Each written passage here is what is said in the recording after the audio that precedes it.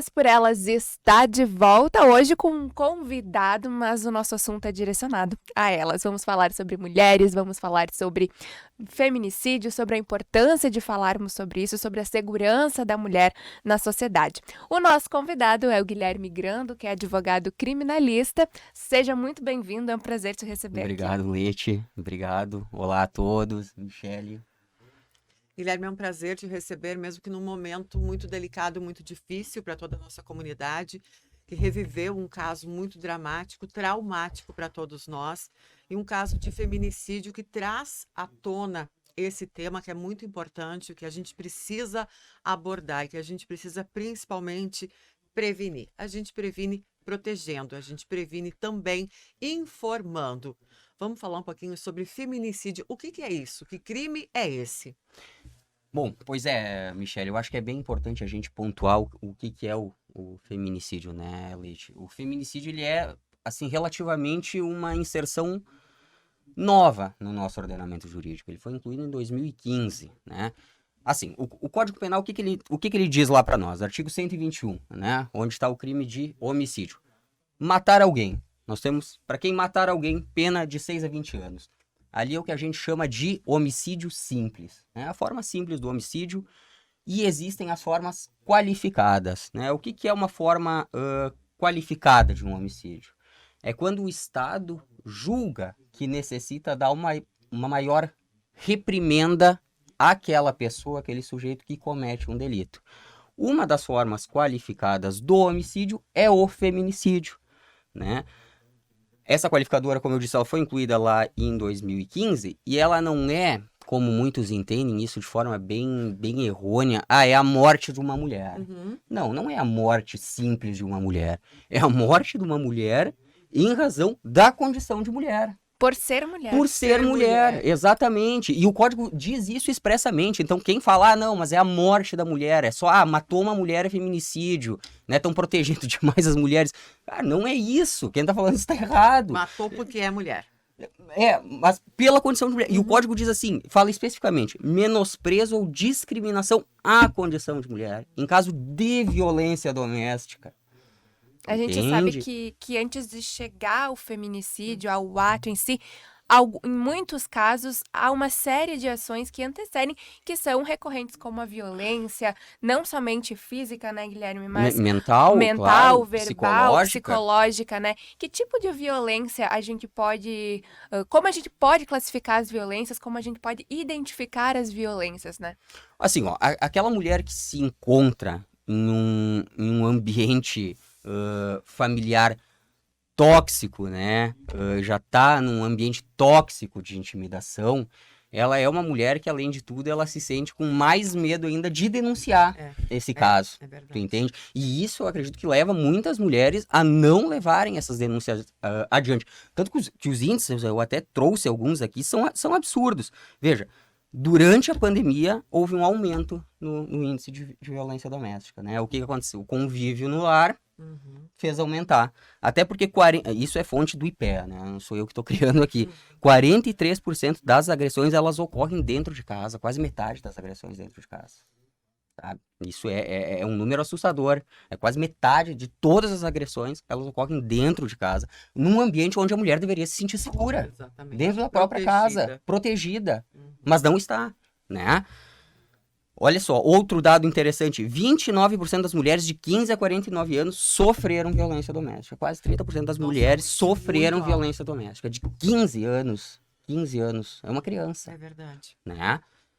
O que pode fazer, né, essa mulher? Pô, se ela está inserida num ambiente tóxico, num ambiente agressivo, né, o que ela pode fazer? Nós temos uma lei de proteção à mulher, que é a Lei Maria da Penha.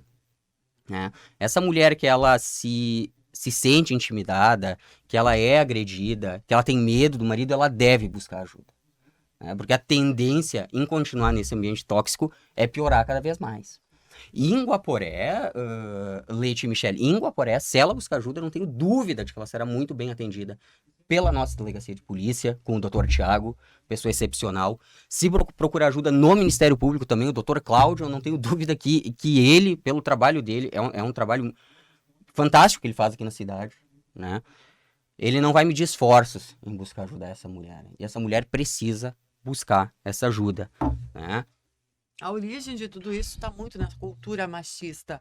Muitas Sem pessoas dúvida. dizem, é mimimi, agora só falam sobre isso, agora tudo é violência. Mas numa cultura patriarcal que a gente tem, numa cultura em que a mulher Sem sempre dúvida. foi subjugada ao homem, devia obediência ao homem, na cabeça de muita gente, a mulher ainda é uma propriedade do homem. Tanto a gente vê que é isso porque, como eu tinha dito antes, o feminicídio, a título de exemplo, ele foi incluído em 2015. E que o que a gente tem aqui nos últimos tempos? Um aumento das pautas identitárias, que as pessoas muito criticam, né? A pauta feminista foi responsável por essa inclusão, sabe? Isso há de se louvar, essas pautas que muitas vezes são criticadas pela sociedade, mas São que têm uma importantes. capacidade de alteração boa, né? Imensa. E é o que está acontecendo aqui, sabe?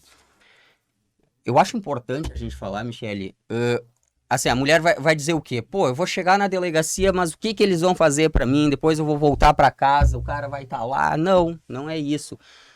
Nós temos um julgado recente do STF que já possibilita, veja só, ao delegado determinar o afastamento do homem do lar. Ele Não sai. precisa nem... Ele sai. Ele sai. O agressor que sai. Uhum. Né? Então, já há possibilidade agora, porque havia essa discussão, mas pode o delegado fazer, não tem que ser só o juiz. Não, nós temos um julgado recente, salvo engano, relatoria do ministro Alexandre de Moraes, que também muito falam mal dele, mas sequer conhece o trabalho, que possibilita ao delegado, desde já, determinar o afastamento do lar. E Sabe? ser É um uma forma de provedor. estancar a sangria, Ser né? um provedor do lar, porque a dependência financeira ainda é Acho que é um dos um dos principais, principais motivos, né? da mulher permanecer ali. Se ela tem filhos e se ela não trabalha fora, muitas vezes o marido nem permite. Ele é o provedor, ele sai de casa. Como é que essa família sobrevive? De alguma maneira há um suporte. Tem que haver o suporte, e isso provavelmente ela vai discutir na vara de Uhum. família a respeito desse suporte. Por exemplo, tem filhos, ele vai ter que pagar pensão para esse filho, a mulher não vai poder cuidar Sem sozinha essa desse informação, filho. muitas vezes ela não faz isso. Não, por medo, Exato. por medo de ficar sem o sustento Exato. na família. E até Os não tem filhos, como, né? o filho, A maior exatamente. preocupação. Como é que eu vou comprar comida para as Exato. crianças sozinho? Como é que eu vou pagar o estudo? Eu né? acho que muitas mulheres também não denunciam, não buscam ajuda por medo do retorno para casa. O que eu vou fazer? Vou estar mais exposta. Ele vai saber que eu denunciei e agora vai ser pior para mim. Eu não né? tenho dúvida que isso eu acho que é uma das situações que mais dificultam a denúncia no crime de violência doméstica. E né? como que é garantido também esse sigilo da mulher, né? Essa segurança para ela? É um processo que corre sob sigilo, né? Ninguém vai poder acessar esse processo. Nem eu como advogado, se eu não tiver autorização, por exemplo, para acessar esse processo, eu nem consigo. Uhum. Mesmo sendo advogado, eu nem consigo acessar esse processo, tá? Então, quem vai ter acesso ali das medidas cautelares é juiz, delegado de polícia e promotor de justiça. Isso Né? Que é quem vai dar a segurança para essa mulher. Claro, o eventual advogado da mulher, que ela também pode contratar um advogado, uma advogada, para ajudá-la nisso, tá? Outras medidas protetivas que também a gente tem. Proibição de contato com a vítima. Sabe? Ele não pode ligar para ela, ele não pode mandar mensagem para ela, ele não pode se aproximar. Proibição de aproximação. O psicológico, né? Outra que também está expressamente prevista, se ele tem porte de arma, suspensão desse porte de arma. Importante. Evitar uma tragédia maior ainda, porque ele com uma medida pode ficar mais nervoso, tu entende? Mais agressivo. E se ele descumprir essa medida, esse também é uma inserção relativamente nova no Código Penal, se ele descumpre essa medida, ele comete um crime, além de ser preso. Né? Ou seja, há oportunidades. Olha, tu tem que cumprir, sei lá, medida de distanciamento da vítima 200 metros, proibição de contato, suspensão do teu porte de arma. Se ele liga para ela, ameaçou ela de novo, ele é preso. Ele é preso. E aqui em Guaporé, isso é um alerta. Para ele sair vai ser muito difícil. Bom. Vai ser muito difícil. É. Tá? Então eu acho que é importante as mulheres terem isso em mente, sabe? De não ter...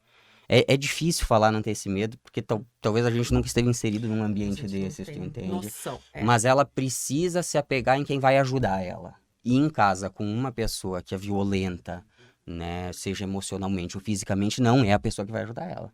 Com certeza. Guilherme, você fala de Guaporé e graças a Deus a gente até fica mais segura e mais tranquila. A nossa legislação, ela é muito boa, só que na prática a gente encontra muitas dificuldades, tanto que o feminicídio realmente é um crime que tem aparecido muito, a gente tem visto, observado muito mais, infelizmente, não é? Então, assim, o que está faltando no nosso país para realmente fazer valer essa lei, fazer valer essa proteção? Nós estamos preparados como nação para proteger essa mulher estruturalmente?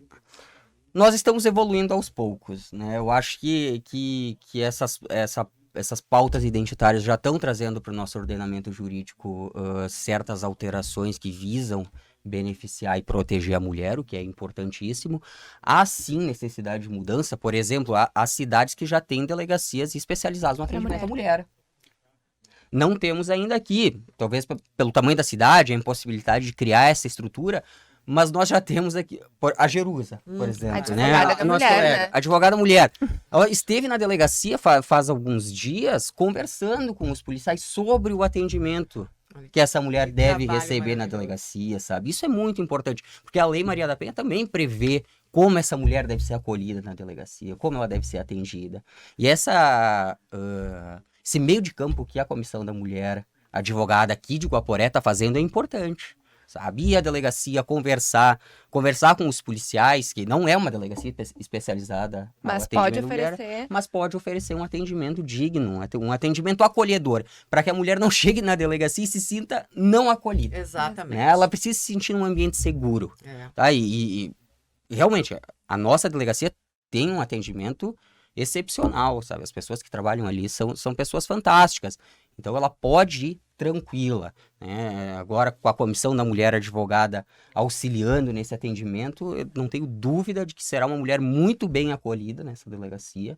Se comparecer ao Ministério Público também com o Dr. Cláudio, tá? Será muito bem acolhida, não tenha dúvida disso. São pessoas que não medirão esforços para ajudar essa mulher. É bom até a gente recomendar, né, a mulher que está nos assistindo nesse momento, que ela não tem lá o poder aquisitivo para a contratação imediata do advogado. Não precisa contratar. Né? Não precisa contratar. Ela nem imagina, ela nem tem certeza se o que ela está sofrendo é uma violência, porque muitas acreditam que ainda é normal esse tipo de violência, elas não conseguem identificar. Sim. Então a mulher que está nos assistindo está em dúvida a quem recorrer primeiro, ela tem dúvida sobre o tipo de violência que ela está sofrendo, a quem ela busca? Ela vai direto na delegacia? Direto na delegacia. Ela pode ir direto na delegacia. Ela não precisa contratar advogado. Se ela quiser, é uma faculdade dela. Ela pode decidir. Ou vou levar um advogado junto, eu quero um advogado que acompanhe o processo. Ela pode fazer isso. Tá? É um direito dela, mas é uma faculdade dela. Ela pode fazer como pode não fazer. Porque quem tem que fornecer essa segurança para ela é o Estado. E o Estado fornece isso por meio dos órgãos de polícia, o nosso órgão acusador depois, que é o Ministério Público, né? E o Judiciário também, que vai intervir. Por exemplo, isso é outra coisa que se vê muito. A mulher vai no momento de desespero na delegacia, ela sofreu agressão, e aí depois chega em casa, tá? O cara talvez descumpra a medida, liga para ela e ela diz, não, eu vou te desculpar. E aí retira a denúncia. E retira a denúncia, sabe? Só que isso é um ponto interessante também. Para ela retirar essa denúncia, ela tem que ser ouvida por um juiz. Isso é importante. Pra gente ver, porque às vezes ela retira a denúncia por ameaça. Ela já tá por uma nova ameaça. Uhum. Né? Tu vê, é um ciclo vicioso que se cria. E ela, por medo, protegida, veja só, protegida, mesmo assim ela sente medo e vai lá e retira essa denúncia. Acho que a gente precisa falar também, Guilherme, da questão da culpabilização da mulher, da vítima, né? Isso a gente também vê em muitos casos de feminicídios ou de agressões, em que a própria defesa do acusador, ela usa isso, ela culpa a vítima para justificar um crime, um erro, uma morte, enfim. Como você, como advogado, vê isso, a questão de culpar a vítima por algo que ela sofreu, né? Que ela é vítima, né? Com muito maus olhos, não tenha dúvida. Sociedade patriarcal preconceituosa, não tem outra explicação que leva tu culpar a vítima pela violência que ela sofre. Poxa, aquela história. Ah, não, mas foi estuprada porque tava de mini saia. Pouco importa se ela tava de mini saia, tu entendeu? Exatamente. Ela tem o direito dela. Ela não pode ser estuprada por um motivo ridículo, absurdo. Por nenhum motivo, aliás. Exatamente, ela não pode ser estuprada. Pode andar, sei lá, então uma mulher na praia de biquíni pode... Não pode, tu entendeu? É um argumento machista e preconceituoso. Porque é aquela velha história, o provocar, como se o homem não tivesse que se conter, é natural dele É, atacar, porque, exatamente. pelo amor de Deus, Exatamente. eu fiz Era porque como ela se me fossem pessoas provocou, né? primitivas, né? exatamente, que não tem o controle, ou que tem esse direito, porque foi provocado. Se julga no direito, né? Porque Exatamente. direito, Então né? é essa consciência que tem que mudar. eu Aí acho você que falou de uma tem- forma tão óbvia, né? Não, eu sou totalmente contra. Mas a gente ainda vê muitos advogados agindo dessa forma, muitas pessoas com essa ideologia de trabalho, né? Faz uns anos nós tivemos também um julgamento do STJ que proíbe nos crimes de competência do tribunal júri levar o argumento de legítima defesa da honra para o plenário. Não pode mais, o advogado não pode mais trazer esse argumento para os jurados de legítima defesa Mas da até honra. um tempo não muito distante era Podia, crime. podia. Crime a traição era crime? A traição era crime. Então já legitimava aí? Então, Bom, se é um crime, eu vou me defender, legítima defesa. Tá aí a importância de uma pluralidade no nosso Congresso. Quem faz a lei são os nossos parlamentares, né? Nós tínhamos uma lei feita exclusivamente por homens Para homens. para homens, entendeu? Essa é a Exatamente. importância da representatividade que tem que ter, né? A representatividade feminina no Congresso. Se tivesse, de fato, uma representatividade forte no Congresso no dia que fizeram essa lei, ela não nunca existiria, teria acontecido. né? Então, isso é importante. É por isso que eu defendo muito as pautas identitárias, a pauta feminista, uma pauta LGBT, sabe? Eu acho que essa forma de representatividade, inserir essa representatividade no Congresso Nacional é importante. Nós vamos com eleições agora, sabe? Estamos às Importante a vésperas gente de uma conhecer. eleição, né? Exatamente. Eu acho Eu acho que é importante também importantíssimo. a gente conseguir falar desses assuntos de uma forma muito democrática, porque muitas vezes a gente, quando tenta falar sobre isso, as pessoas acabam indo para um viés ideológico ou político, e é Muitas muito vezes, complicado muitas falar vezes, sobre é. assuntos que são importantes para a nossa sociedade, sem criar essas discussões, né, que não são nada saudáveis e que não, né, Não nos... traz revolução. Não evoluem de alguma Exatamente. forma, né? Como a gente pode também, Guilherme, trazer esses assuntos à pauta, como a gente pode inserir essas discussões e educar e conscientizar a nossa sociedade? Eu acho que a forma de educar é acostumar a sociedade com esse assunto. A sociedade... Uma forma de educar a sociedade é o que nós estamos fazendo aqui hoje, né? Poder conversar isso, levar isso para a população, fazer isso entrar na cabeça das pessoas, criar isso, fazer disso algo normal, entende? Fazer desse assunto algo normal. Porque é, né? Não transformar esse assunto em algo... Exatamente, porque é normal. Exatamente. Infelizmente, né? A gente pode dizer que, infelizmente, são assuntos que a gente não gostaria de precisar falar, mas Exatamente. precisamos, né? Precisamos falar para mudar a situação atual em que vivemos, né? Então vamos continuar fazendo a nossa parte. Guilherme, obrigada por essa conversa e que a gente possa também expandir essa pauta com outros convidados, com o seu retorno e outras pautas, porque isso é fundamental. E sabendo do alcance da Rádio Aurora, tanto pelas redes sociais quanto pelo rádio, a gente sabe que alguém vai ser beneficiado com a nossa conversa. E é por isso que a gente está aqui, para ajudar alguém. Muito obrigada e a gente deixa então esse espaço à sua disposição para as considerações finais. Acho que tratamos do que tínhamos que tratar.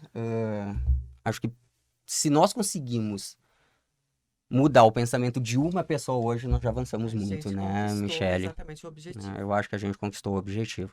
Então, agradeço pela nossa conversa de hoje, Leite, Michele. E quando precisarem, nos vemos de novo, conversamos sempre que for necessário. Foi um prazer bater o papo com vocês. O convite está feito para voltar. Muito obrigada por você que esteve aí no outro lado nos assistindo, você que está nos ouvindo pelo rádio também. Foi um prazer a nossa conversa. A gente te espera na próxima semana com mais um Elas por Elas. Tchau, tchau.